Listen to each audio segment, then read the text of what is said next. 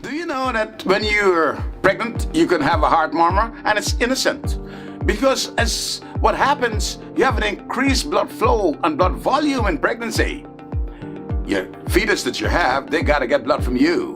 So because of the increased flow of blood, the heart is pumping stronger, the blood is moving like faster, heart rates are up, you get a murmur. Shh, shh.